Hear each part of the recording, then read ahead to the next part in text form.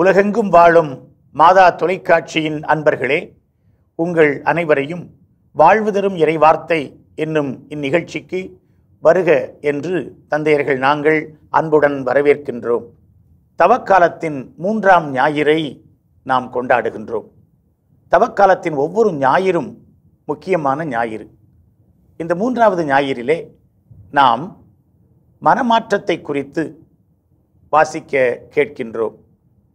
லூக்கா நற்செய்தி 13ஆம் அதிகாரம் 1 முதல் 9 முடிய உள்ள வசனங்களிலே ஆண்டவர் நமக்கு மனம் மாறுவதற்கு இன்னொரு வாய்ப்பினை தருகின்றார்.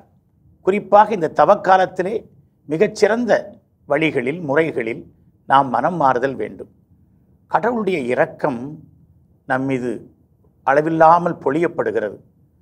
அந்த இரக்கம் மனம் மாற நமக்கு வாய்ப்புகளை தருகிறது.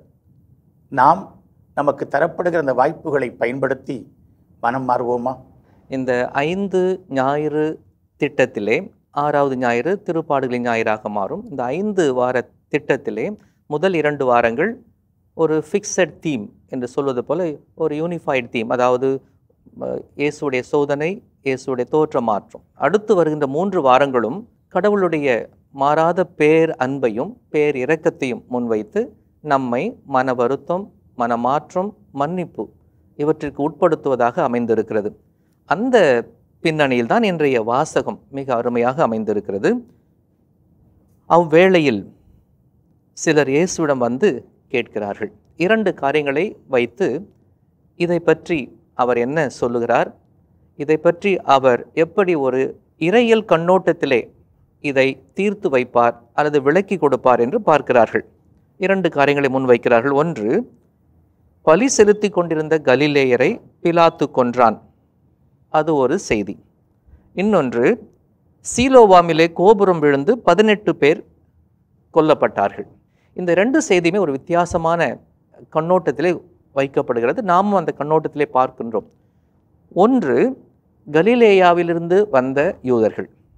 இன்னொன்று, எருசலேமில் வாழுகின்ற யூதர்களுக்கு நடந்த பேரிடர். 2மே ஆக மொத்தம் இது யூதர்களை முழுமையாக வடக்கிலும் தெற்கிலுமாக ஒரு பாதிக்கப்பட்ட ஒரு நிகழ்வாக அங்கு கொண்டு வருகிறார்கள். ஒன்று மனித குற்றம் என்று சொல்லலாம், இன்னொன்று தற்செயலாக நடந்த ஒரு விபத்து என்று சொல்லலாம். ஒன்றை ஒரு சமய நிகழ்வாக சொல்லலாம், இன்னொன்றை ஒரு செக்குலர் என்று சொல்கிறோம், உலகு சார்ந்த ஒரு நிகழ்வாகவும் அதை சொல்லலாம். இப்படி ஒரு ஒட்டுமொத்தமான ஒரு நிகழ்வை கொண்டு வந்து இயேசுவை சோதிக்க அவர்கள் திட்டமிடுகின்றார்கள். இங்கு சிலர், பொதுவாக அவர்களை தவிர்த்து மற்றவர்களும் இதயத்தில் வாழ்வு பற்றிய, சாவு பற்றிய, அதற்கு கிடைக்கிற பொருள் பற்றிய ஒரு விளக்கத்தை இயேசுவிடத்திலே கேட்பது போல் தெரிகிறது இல்லையா? தந்தை அவர்கள் குறிப்பிட்டது போல அந்த 2 நிகழ்வுகளா கதைகளா என்பது கூட நமக்கு சொல்ல முடியாது. நடந்திருக்குமா அல்லது எப்பொழுது நடந்திருக்கும் என்ற கேள்விகளும் இருக்கும். உதாரணத்திற்கு கலிலேயாவில் பலர் கிளர்ந்தெழுந்து ரோமை பேரரசுக்கு எதிராக கிளர்ந்தெழுந்து வந்தார்கள். அவர்களை பிலாத்து கொண்டான் என்ற ஒரு செய்தி தெரிவிக்கப்படுகின்றது. இயேசுவும் ஒரு கலிலேயர். ஆக அந்த கேள்வியை இயேசுவை சோதிக்கும் நோக்குடன் வைக்கிறார்கள். ஆனால் ஆண்டவரிடம் வந்து சொல்வதன் வழியாக 2 பதிலை ஆண்டவர் சொல்லி இருக்கக்கூடும். முதல் பதில் அல்லது சொல்லி இருக்கலாம். முதல் பதில், வெறும் ஒரு கலிலேயர், ஐயோ நம்ம கலிலேயருக்கு இப்படி நடந்துருச்சா என்று நம்ம பலர் எல்லாம் உச்சி கொற்ற மனிதர்கள் தானே, பாவம் என்று சொல்லி தன்னுடைய பரிதாபத்தை வெளிப்படுத்தியிருக்கலாம் ஒன்று. அல்லது இவர்கள் என்ன எதிர்பார்த்திருப்பார்கள் என்றால், நம்ம கலிலேயருக்கு இப்படி செஞ்சுட்டானா, விடக்கூடாது அவனை நம்ம எல்லாம் சேர்ந்து வா இப்பயே போய் பிலாத்தை உடைச்சு நொறுக்கி போட்டலாம் என்று சொல்லி கிளர்ந்து எழுந்து ஒரு வகையான ஊசிப்பி விடுறது. ஆனால் 2க்கும் இல்லாமல் ஆண்டவர் சொன்ன அருமையான பதில், மனம் மாறுங்கள், மனம் மாறுங்கள், மனம் மாறாவிடில் அதே அழிவு உங்களுக்கும் கிடைக்கும் என்பதைத்தான் ஆண்டவர் என்று மிக மிக மையமாக சொல்வதாக நான் பார்க்கிறேன். அவர்கள் இறந்ததால் அவர்கள் பாவிகள் அல்ல, ஆனால் நீங்கள் மனம் மாறாவிட்டால் உங்களுக்கும் இதே நிலைதான் இருக்கும் அப்படின்னு அந்த மனமாற்றத்தை இன்னும் அதிகமாக அவர் ஆழப்படுத்தி சொல்லுகிறார். 2 கேள்விகளுமே கேட்டவர்கள் ரொம்ப நறுக்கா கேட்குறாங்க. இவங்கெல்லாம் இறந்தாங்க, ஆனால் இவர்கள் இறந்தவர்கள் மற்ற கலிலேயரை விட, அதே மாதிரி இங்கே இந்த விபத்தில் இந்த தூளம் விழுந்து கோபுரம் விழுந்து இறந்தவர்கள் எருசலேமில் குடியிருந்த மற்றவர்களை விட, இப்போ மற்றவர்களை விட இவங்க பாவிகளாம். இவங்களுடைய நோக்கமே தாங்களெல்லாம் நீதிபதிகள், தாங்களெல்லாம் யோக்கியர்கள் என்ற அந்த ஒரு கண்ணோட்டத்திலே அதை தக்க வைத்துக் கொள்வதற்காக இயேசுவிடமிருந்து இவர்கள் மற்றவர்களெல்லாம் பாவிகளா, யார் பாவிகள் என்ற அந்த வேறுபாட்டை, தெளிவை பெற்றுக்கொள்ள அவர்கள் முயற்சி செய்வதை பார்க்கின்றோம். இவங்களுடைய மனநிலை அப்படிதான் இல்லை ஃபாதர். ஏன்னா இவங்க என்ன பண்ணுவாங்கன்னா யாராவது ஒருத்தனுக்கு ஒரு தண்டனை கிடைச்சிருச்சு, இல்லைன்னா ஒரு பார்வையற்றவனாக இருந்தால் கூட அந்த பார்வையற்றவனை பார்த்து பார்வையற்றவனை நீ கூட்டு வரப்ப ஆண்டவர் கேட்குறாங்களா, ஆண்டவரே இது இவன் செஞ்ச பாவமா அல்லது அவனுடைய பெற்றோர் செய்த பாவமா? ஆக எந்த ஒரு தண்டனையாக இருந்தாலும் அவங்கெல்லாம் பாவம் செஞ்சுட்டாங்க, நாங்கள்லாம் நீங்கள் சொன்ன மாதிரி நாங்கள்லாம் யோக்கியம்பா, நான்லாம் பார்த்தியா என்னையெல்லாம் கடவுள் காப்பாற்றிட்டாரு பார்த்தியா, அவன்லாம் ஏதோ அயோக்கியத்தை செஞ்சுருக்கிறான் என்ற ஒரு மனப்பான்மை தான் அவர்களுக்குள் இருந்தது. அன்றைக்கு மட்டுமில்ல, இன்றைக்கு அப்படி தானே. யாராவது கஷ்டப்பட்டு துன்பப்பட்டு யாராவது இழப்புகள் ஏற்பட்டால் என்ன இவன் பாவம் செஞ்சானோ தெரியலையே, கடவுள் ஏன் இந்த குடும்பத்துக்கு இவ்வளோ தண்டனை கொடுக்குறார் என்று சொல்லி தங்களை நிரபராதிகளாக காட்டிக்கொண்டு அவங்களாம் பாவம் செய்தவர்களாக எண்ணக்கூடிய ஒரு மனநிலையில் இன்னைக்கு நம்ம முக்கியமான கருத்தை நீங்கள் அழகாக சொன்னீங்க. யூதர்களை பொறுத்த மாத்திரத்தில் தங்கள் பெற்றோர்கள் செய்த பாவத்தினால் தங்கள் பிள்ளைகளுக்கு அந்த பழி, அந்த தண்டனை அவர்கள் மீது விழுந்திருக்கிறது என்கிற கருத்து விவிலியத்தின் தொடக்க நூல்களில் காண கிடந்தாலும் விவிலியம் போக போக நம்ம பார்க்கிறோம். குறிப்பாக யோபு நூல், மிகவும் குறிப்பாக இந்த எரேமியா 31:29-30 ஒரு வசனம் வருகிறது பாருங்கள். அக்காலத்தில் அவர்கள் தந்தையர் புளித்த திராட்சை பழங்களை தின்ன பிள்ளைகளின் பல் கூசிட்டாம், அவரவர் தம் தீச்செயலின் பொருட்டே சாவர் என்று எரேமியா காலத்திற்கு பிற்பாடு விளக்கப்படுவதைப் போல நாம செஞ்ச பாவத்துக்காக தான் நமக்கு முன்னோர்கள் செஞ்ச பாவத்தினுடைய தொடர்ச்சி அல்ல. யூதர்கள் எதிர்பார்த்த பதில்களில் ஒன்று, ஒருவேளை கடவுள் இந்த நிகழ்வுகளை தவிர்த்திருக்கலாமா? அப்படி ஒன்று. நான் என் வாழ்க்கையிலே சிறப்பாக வெற்றிகரமாக மகிழ்ச்சியாக இருக்கிறேன் என்றால் அது என்ன, எதை குறிக்கிறது? நான் நல்லவன், நான் என்னிடம் பாவம் இல்லை, கடவுள் என்னை அதிகமாக அன்பு செய்கிறார். அதற்கு மாறாக இன்னொருவர் கஷ்டப்படுகிறார் அல்லது ஒரு விபத்து, இப்படிப்பட்ட விபரீதம் நடக்கிறது என்றால் அதற்கு மாறாக அப்போ அவர் தீயவர், அவர் பாவி, கடவுள் அவரை அன்பு செய்யவில்லை என்ற முத்திரையை கொடுத்து அவர்கள் கடவுளை பயன்படுத்துகிறார்கள் மனிதர்களுடைய நிகழ்வுகளுக்கு. ஒரு அம்மா அவங்க ஒரே மகன் இறந்துட்டான். அப்போது ஒரு பாஸ்டர் போய் அவருக்கு ஆறுதல் சொல்கிறார், அம்மா கடவுள் உங்களை ரொம்ப அன்பு செய்கிறாருமா, ஆனால் தான் உங்கள் பையனை எடுத்துக்கிட்டாரு. அந்த அம்மா சொல்லிச்சான், கடவுளை கொஞ்சமாக அன்பு செய்ய சொல்லுங்கள், என் பையனை திருப்பி கொடுக்க சொல்லுங்கள் அப்படின்னு சொல்லிட்டு. அப்போது கடவுள் அன்பு செய்கிறவங்களுக்கெல்லாம் வாழ்வு வளர்ச்சி, கடவுள் அன்பு செய்யலை அவங்களுக்கு இந்த மாதிரியான தண்டனையா? இப்படிப்பட்ட ஒரு மனப்பான்மையில் தான் யூதர்கள் இயேசுவை இந்த நிகழ்ச்சியை வைத்து அலசுகிறார்கள், ஆராய்கிறார்கள், இயேசுவிடமிருந்து விடை பெற முயற்சி செய்கிறார்கள். அதனுடைய தொடர்ச்சியாகத்தான் இன்னைக்கு நம்ம இந்த ஊமையை பார்க்கிறோம். இந்த காய்க்காத அத்திமர ஊமை. இந்த கதை சொல்லி இந்த மக்களுக்கு எளிமையாக புரி வைக்கிறதுல இயேசுவை போல சிறந்தவர்கள் யாருமே கிடையாது. அதாவது லேவியர் புத்தகம் 19ஆம் அதிகாரம் 23-24 இருக்கும். ஒரு கனி மரத்தை நட்டால் அது 3 ஆண்டுக்குள் கனி தரும். 4ஆவது ஆண்டு வர கனி ஆண்டவருக்கு ஒப்பு கொடுக்கப்பட வேண்டும். 5ஆவது ஆண்டு வருகின்ற கனியை நீ உண்ணலாம். இதுதான் இந்த யூத மரபிலே இஸ்ரேல் மக்களிடம் இருந்த ஒரு சட்ட திட்டங்கள், பழக்க வழக்கங்கள். ஆனால் இந்த ஓமையில் ஒருவேளை அந்த மரம் நட்டு எத்தனை ஆண்டுகள் ஆயிருக்கும் தெரியல, ஒருவேளை 3 ஆண்டுகள் ஆயிருக்கலாம் அல்லது 7 ஆண்டுகள் கூட ஆயிருக்கலாம். ஆனால் கனி தரலை. 3 ஆண்டுகளோ 7 ஆண்டுகளோ நமக்கு அது முக்கியம் கிடையாது. ஆனால் கடவுள் எனக்கு ஒரு வாய்ப்பை வழங்குகிறார். இந்த மரத்தை பொறுத்தவரை பயன் தராததும் பட்டு போனதும் ஒன்றுதான். ஆனால் ஆண்டவர் அங்கே குறுக்கிட்டு தாமதிக்க தயாராக இருக்கின்றார். அந்த காலக்கெடு அழகாக சொல்கிறார். நீங்கள் குறிப்பிட்ட மாதிரி 3 ஆண்டுகள் இந்த இடத்தை அடைத்து கொண்டிருக்கிறது, கனி தரவில்லை, அதை வெட்டி விடலாம். 3 ஆண்டுகள் கனி கொடுக்க வேண்டிய காலம், நீங்கள் சொன்னது பாரு, எதிர்பார்த்த காலம் அது. அப்போது 3 ஆண்டுகள் விரயமான காலம், 3 ஆண்டுகள் எதிர்பார்த்து ஏமாந்த காலம். அந்த நிலையில் தான் ஆண்டவர் குறுக்கிட்டு இன்னும் 1 ஆண்டு தெளிவாக சொல்கிறார். இந்த 1 ஆண்டு என்பது தான் அருள், ஒரு வாய்ப்பு. கடவுள் தாமதிக்க தயாராக இருக்கின்றார். எதற்கு தாமதிக்க தயாராக இருக்கின்றார்? துவக்கத்தில் சொன்னது போல இந்த மனம் மாற்றத்திற்கு.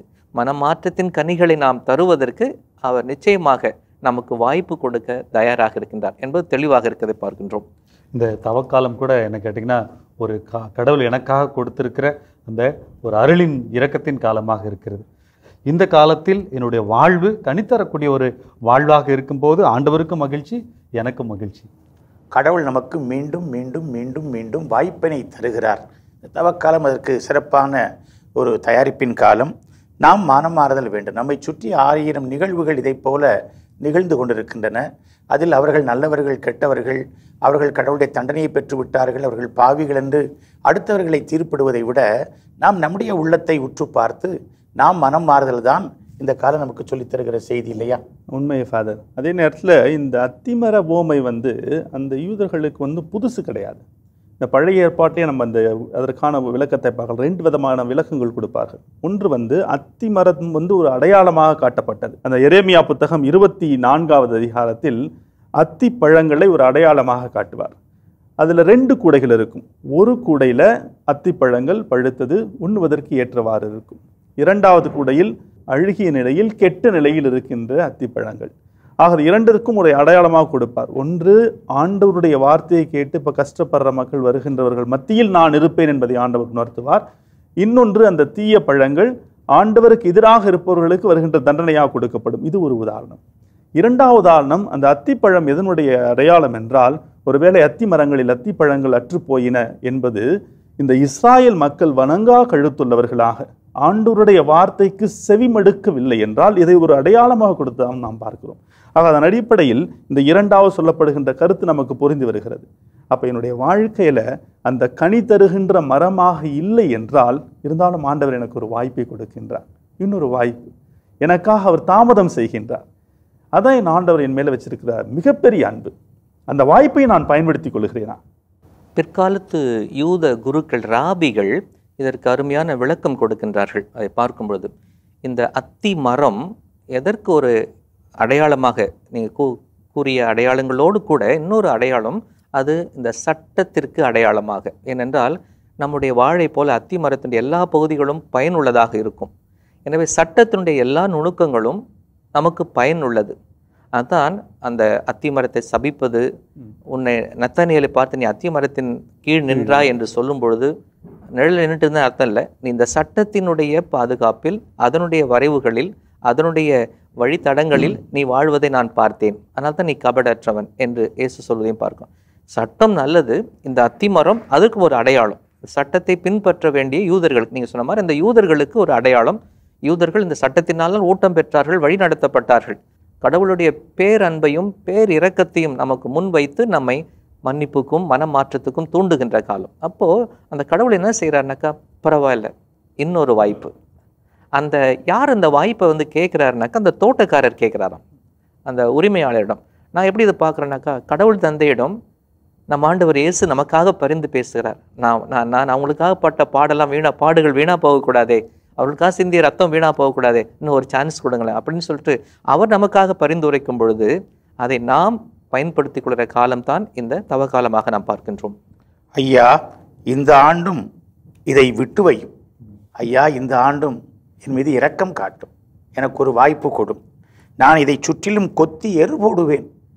இப்போ நம்முடைய வாழ்க்கைக்கு என்னென்ன எருலாம் போடலாம், என்னென்ன எரு போடப்படுகிறது, நாம் அதை எப்படி உருவகப்படுத்தி அதில் ஒரு கருத்தை பெற்றுக்கொள்ளலாம். அவர் எனக்காக பரிந்து பேச ஒரு வருஷத்தை வாங்கி கொடுக்குறாரா, நான் சும்மா இருக்க முடியாதே, நான் ஏதாவது வெட்டணும், நான் ஏதாவது கொத்தணும், நான் உரம் போடணும். நீங்கள் தான் கேட்டீங்க. அப்போ என் வாழ்வில் நான் திருப்பி பார்க்குறேன் எங்கெங்கெல்லாம் குறை இருக்குது, ஏன் கனி கொடுக்கல, என்ன பிரச்சனை அங்கே இருக்குது, ஏதாவது கண்டுபிடிப்பது தான் என்னுடைய இந்த தவக்கால முயற்சியாகவும் பயிற்சியாகவும் இல்லை. அதுதான் மனமாற்றத்திற்கான ஒரு வழி. இந்த மரத்தை பராமரிக்கிறப்ப என்னென்ன செய்கிறோமோ அதே போல் நம்முடைய வாழ்க்கையில் அந்த இறை வார்த்தை என்ற எருவை நம்ம ஊட்டிக்கிட்டே இருக்கணும். மக்களுக்கு ஜெபம் என்ற எருவை போட்டுக்கொண்டே இருக்க வேண்டும். அந்த வேற்றுமை என்ற களைகளை பிடுங்கிக் கொண்டே இருக்க வேண்டும். ஒற்றுமையை நாம் விதைத்து கொண்டே இருக்க வேண்டும். அன்பு, சமாதானம் இவையெல்லாம் தான் நம்ம அந்த மரத்தை சுற்றி போடுற எருக்களாக இருக்க வேண்டும். ஆனால் அதை விட்டுட்டு தீமை, பகைமை, பொறாமை இதெல்லாம் வச்சா அடுத்த வருஷமும் கனி தராது. ஆனால் இது ஒரு ஆண்டவர் வாய்ப்பு கொடுக்குறான்றாலும் அதற்கு ஒரு கண்டிஷன் இருக்குது. அடுத்த வருடம் பார்க்கலாம், இல்லை என்றால் வெட்டி விடலாம். அந்த விதத்தில் நான் எப்படி பார்க்குறேன்னா, சீலோவமில் கோபுரம் விழுந்ததும் சரி, கலிலேயர்கள் கொல்லப்பட்டதும் சரி, யார் பாவிகள்? கடவுள் வந்து யாரையுமே தண்டிப்பதில்லை என கேட்ட வரைக்கும். நாம் நம்மையே தண்டித்துக் கொள்கிறோம். இழப்பு எனக்கு தான். அதை உணரும் பொழுது தான் நான் இன்னும் கொஞ்சம் தீவிரமா என்ன இந்த மனமாற்றத்தில் ஈடுபடுத்திக் கொள்ள வேண்டிய ஒரு கட்டாயம், ஒரு உணர்வு ஏற்படுகிறது. இன்றைய முதல் வாசகம் விடுதலை பயண நூலிலிருந்து நமக்கு தரப்பட்டிருக்கிறது. நம்ம எல்லாருக்கும் மிகவும் தெரிந்த, மிகவும் பிடித்தமான மோசேயினுடைய அழைப்பு. மோசேக்கு ஆண்டவர் எரியும் முச்செடியிலே காட்சி தருகிற அந்த ஒரு நிகழ்ச்சியானது இன்றைய முதல் வாசகமாக நமக்கு தரப்பட்டிருக்கிறது. மோசேயிடத்திலே கடவுள் இரக்கம் உள்ள ஓர் கடவுளாக தன்னை அவர் காண்பிக்கிறார். ஒவ்வொரு அழைப்பும் வந்துட்டு பல்வேறு காரணங்களை கொண்டிருக்கும். பழைய ஏற்பாட்டிலையும் சரி, புதிய ஏற்பாட்டிலையும் சரி. உதாரணத்திற்கு, கடவுள் முதலில் யாரை அழைக்கிறாரோ அவரை எதிர்கொள்ளுகிறார். இரண்டாவது, கடவுள் தன்னை அறிமுகம் செய்கிறார். மூன்றாவது, எந்த பணிக்காக அழைக்கிறோம் என்பதை உணர்த்துகிறார். நான்காவது, அழைக்கப்பட்டவர் அதை நிராகரிக்கிறார் அல்லது மறுப்பு தெரிவிக்கிறார். ஐந்தாவது, ஆண்டவர் அந்த வாக்குறுதியை மீண்டுமாக அவருக்கு கொடுத்து ஒரு அடையாளத்தை கொடுக்கிறார். சுய உணர்வும் சுய அறிதலும் கடவுளை இன்னும் அதிகமாக தெரிந்து கொள்ளுதலும் நமக்கு ஒரு பாடமாக, ஒரு முயற்சியாக இருக்க வேண்டும். அதனால்தான் இன்றைக்கு இந்த மன மாற்றத்தை முன்வைத்து அதற்கு வழிமுறை என்னன்னாக்கா, நீ கடவுளை இன்னும் தெரிந்து கொள்ள வேண்டும், கடவுளுடைய பெயரை கூட நீ தெரிந்து கொள்ள வேண்டும், கடவுளுடைய உள்ளத்தை கூட நீ புரிந்து கொள்ள வேண்டும். அப்பொழுதுதான் நீ அதற்கேற்ப உன்னையே மாற்றிக்கொள்ள முடியும் என்ற பின்னமையில் தான் இந்த வாசகத்தை நான் பார்க்கின்றேன். அங்கே மோசே மாமனாருடைய வீட்டில் இருக்கின்ற ஆடுகளை மேய்த்து கொண்டு வரும்பொழுதுதான் ஆண்டவருடைய மலையாகி ஓரேபு வந்து அடைகின்றார். அங்கே இருக்கும் பொழுதுதான் ஆண்டவரின் தூதர் ஒரு முட்புதரின் நடுவே தீப்பிழம்பில் அவருக்கு தோன்றினார். அவர் பார்த்தபோது முட்புதர் நெருப்பால் எரிந்து கொண்டிருந்தது. இப்போ கடவுளுடைய இந்த வெளிப்பாடு எதை குறிக்கிறது? முட்புதர். முள் என்றாலே நாம் சற்று தூரமாக விலகி இருப்போம். புதர் என்றாலே மறைவிடும். கடவுள் ஒரு மறைப்பொருள் தான். அதான் இந்த புஷ், அந்த ஒரு புதர். ஆனால் அந்த புதர் என்ன வந்து எரிகிறது. எரியும் பொழுது நாம் விவிலிய கண்ணோட்டத்திலே எஸ்ஐயா 6 இங்கெல்லாம் படிக்கும் பொழுது நெருப்பு தூய்மையின் அடையாளம். அப்போது ஒரு கடவுள் தூய்மையானவர், மறைபொருளாக இருப்பவர் அங்கே இவருக்கு வெளிப்படுகின்றார், பிரசன்னமாகின்றார். அப்போ அந்த கடவுள் ஒரு மறைபொருள் என்பதற்கு இன்னும் ஒரு அத்தாட்சி என்னவென்றால், ஆனால் அம்முட்புதர் தீந்து போகவில்லை. அதான் அப்போது அது எரிகிறது, ஆனால் தீந்து போகவில்லை. ஏன் முட்புதர் தீந்து போகவில்லை? இந்த மாபெரும் காட்சியை பார்ப்பதற்காக நான் அப்பக்கமாக செல்வேன். அவரே சொல்லிட்டு போறார். அப்போ இதில் ஒரு கவர்ச்சி இருக்கிறது, ஒரு ஈர்ப்பு இருக்கிறது, அதே நேரத்தில் ஒரு தயக்கமும் இருக்கிறது. அதுதான் கடவுளுடைய மறைபொருள் நமக்கு வெளிப்படுத்துகின்ற விதத்தை அழகாக இந்த இடத்திலே நமக்கு படம் பிடித்து காட்சியாக்கப்படுவதை பார்க்கின்றோம். வரலாற்றின் கடவுள், ஒரு மாபெரும் கடவுள் தன்னை எளிமையாக தாழ்த்தி ஒரு சாதாரண ஒரு எரியும் முட்புதரிலே தன்னை வெளிப்படுத்துகிறார். அப்படின்னா இது கடவுள் மனிதர் மீது கொண்டுள்ள அன்பை வெளிப்படுத்துகிறது. கடவுள் நிறைய விதத்தில் தன்னை வெளிப்படுத்தி கொண்டே தான் இருக்கிறார். மோசே கண்களை திறந்தார், கடவுளை பார்த்தார். அழைப்பு, அந்த அழைக்கும் பொழுது 2 முறை கூப்பிட்றாருப்பாங்களே, மோசே மோசே. அது எதனுடைய அடையாளமா? இது வந்து விவிலியத்திற்கு புதிதல்ல. உதாரணத்திற்கு யாக்கோபு யாக்கோபு, சாமுவேல் சாமுவேல், சீமோனே சீமோனே, சவுலே சவுலே. இதெல்லாம் ஆண்டவர் யார் மேலே அதிகமாக அன்பு வைத்திருக்கிறார்களோ அதை கூப்பிடும் பொழுது அன்பின் வெளிப்பாடு. 2 முறை கூப்பிட்றப்ப வந்து அந்த பேரை சொல்லி கூப்பிட்றது, அது ஆண்டவர் என்னை கூப்பிட்றார் அப்படின்றப்ப இவ்வளோ பெரிய ஆனந்தம் இல்லை? நீ உன் பாதங்களிலிருந்து மிதியடிகளை அகற்றிவிடு, நீ நிற்கிற இடம் புனிதமான நிலம்னு ஆண்டவர் சொல்லுவதற்கும், அடுத்து வந்து கடவுள் தன்னை வெளிப்படுத்துகிற பொழுது, எகிப்தில் என் மக்கள் படும் துன்பத்தை என் கண்களால் கண்டேன், அவர்களை விடுவிக்க நான் உன்னை அழைத்திருக்கிறேன் அப்படின்னு சொல்லுகிற இந்த கருத்திற்கும் உண்மையிலே நமக்கு விளக்கம் தேவை. உதாரணத்திற்கு அந்த மிதியடிகளை கலற்றி விடுதல் 2 வகையான அர்த்தம் கொடுக்கலாம். ஒன்று வந்து எங்கெல்லாம் கடவுளுடைய தெய்வீக பிரசன்னம் இருக்கிறதோ அதன் முன்னாடி போகிறப்ப அந்த மிதியடிகளை கலற்றி விட்டு செல்லுவது தான் அந்த மக்களுடைய வழக்கம். அதை விட இன்னொரு கருத்து மோசேயின் வாழ்க்கையில் பார்க்கும் பொழுது, இந்த மோசே ஒரு மகனை பெற்றெடுத்த பிறகு 2ஆம் அதிகாரம் 22ஆம் வசனத்தில், நான் வேற்று நாட்டில் அந்நியனாய் உள்ளேன் என்று சொல்லி தன்னுடைய மகனுக்கு கேர்சோம் என்று பெயரிட்டு அழைத்தார். அவரை வந்து எபிரேய மக்களும் ஏற்றுக்கல. ஏன்னா 2:14 நம்ம வாசிப்போம், நீ என்ன எகிப்தினை கொன்றது போல எங்களையும் கொள்ள வருகிறாயா, என்னை எங்களுக்கு உன்னை அதிகாரியாக்குது யார் என்று கேட்பார்கள். அதன் பிறகு மிதியான் நாட்டுக்கு ஓடி வந்த பொழுதும் இவர்கள் அவரை வந்து எகிப்தியன் என்று அழைப்பார்கள். ஆக அவருக்கென்று ஒரு தனியான ஒரு இல்லம் என்பது கிடையாது. அதை வைத்து ஒரு வரலாற்று பேராசிரியர் என்ன சொல்வார்னா, மிதியடிகளை அவிழ்ப்பது என்பது தெய்வீக பிரசன்னத்தின் மட்டுமல்ல, ஒரு இல்லத்திற்குள்ளாக செல்லும் பொழுதும், ஆனால் மோசேக்கு இதுவரைக்கும் ஒரு இல்லம் என்பது இல்லை. ஆக ஆண்டவர் அழைப்பதன் வழியாக அவருக்கென்று ஒரு இல்லத்தை ஆண்டவர் உருவாக்குகிறார். அந்த இல்லத்திற்குள்ளாக நுழையும் பொழுது மிதியடிகளை கழற்றிவிட்டு செல்லுகிறார் என்று ஒரு விவிலிய பேராசிரியர் சொல்லுவார். ஆண்டவரே அவருக்கு உரிமை சொத்து. ஆண்டவருடைய இல்லத்துக்கு அவர் நுழைகிறார். அதாவது உன்னுடைய பாதுகாப்பு, இதெல்லாம் புனிதமான இடத்துக்கு நீ நுழைஞ்சிட்ட, இனி உன்னுடைய பாதுகாப்பு நானா இருக்க போகிறேன். இந்த பின்னணியில் தான் அவர் தன்னை வெளிப்படுத்துகிறார். எப்படி வெளிப்படுத்துகிறார் என்றால் 4 வினை சொற்கள் வருகின்றன. எகிப்தில் என் மக்கள் படும் துன்பத்தை என் கண்களால் கண்டேன். அடிமை வேலை வாங்கும் அதிகாரிகள் முன்னிட்டு அவர்கள் எழுப்பும் குரலை கேட்டேன். அவர்களின் துன்பங்களை நான் அறிவேன். எனவே அவர்களை வழிநடத்தி செல்லவும் இறங்கி வந்துள்ளேன். அதன் தொடர்ச்சியாக 10ஆம் வசனத்திலே, இஸ்ராயேல் இனத்தவராகிய என் மக்களை எகிப்திலிருந்து நடத்தி செல்வதற்காக நான் உன்னை பார்வோனிடம் அனுப்புகிறேன். அப்படி பார்த்தா எல்லாமே வினை சொல்லாக இருக்கிறது. அப்போ இந்த கடவுள் is a god of action. அவர் செயல்பாட்டில் இறங்குபவர், செயல்பாட்டில் தன்னை வெளிப்படுத்துபவர். யாருக்காக? தன்னுடைய மக்கள் சார்பாக. தன் மக்கள் எங்கெல்லாம் கஷ்டப்படுகிறார்களோ, அழுகை குரல் எழுப்புகிறார்களோ, அப்பொழுதெல்லாம் கடவுளை பார்த்து அவர்கள் ஜெபித்தார்கள் என்று சொல்லப்படவே இல்லை. அவர்கள் வேதனைப்பட்டார்கள். ஆனால் அது அவர் காதில் விழுகிறது. அவர் கேட்கின்ற கடவுள், காண்கின்ற கடவுள், அறிகின்ற கடவுள், இறங்கி வருகின்ற கடவுள், அதற்கேற்ப ஆட்களை அனுப்புகின்ற கடவுளாக அவர் ஒரு வினை சொல்லாக நாம் பார்க்கின்றோம்.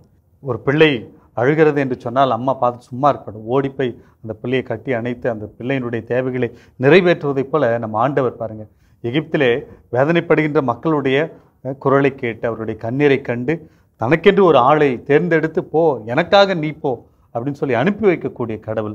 அப்படிப்பட்ட கடவுளுடைய அன்பை, இரக்கத்தை தான் இந்த தவக்காலத்தில் நாம் அனுபவிக்க அழைக்கப்படுகிறோம். அப்போ நம்முடைய கடவுள் முக்காலத்து கடவுள். அதான் பார்க்குறேன். இறந்த காலத்து கடவுள், கடந்த காலத்து கடவுள். ஆனால் தான் அவர் என்ன சொன்னார்? ஆபிரகாம், ஈசாக்கு, யாக்கோப்பு அவர்களை குறிப்பிடுகின்றார். நிகழ்காலத்து கடவுள், இன்று அவர்கள் படுகின்ற கஷ்டத்தை காண்கின்ற கடவுள், கேட்கின்ற கடவுள். அவர் எதிர்காலத்தின் கடவுள். அவர்களை நான் விடுதலை செய்து அழைத்து வருவேன், அவர்களுக்கு இந்த பூமியை கொடுக்க போகிறேன். மிதியடிகளை கழற்றுவதற்கு இன்னொரு காரணம், கடவுள் பூமியின் கடவுள். கடவுள் இந்த பூமியில இறங்கிவிட்டார், இந்த பூமியை மக்களுக்கு தரப்போகின்றார். எனவே அந்த கடவுளுடைய பேரன்பு, பேரிரக்கம், இந்த தூய்மை, இதை எல்லாமே இந்த பூமியில மக்கள் உணரப்போகிறார்கள். இந்த அருமையான பெயர், இருக்கின்றவராக இருக்கின்றவர் நாமே.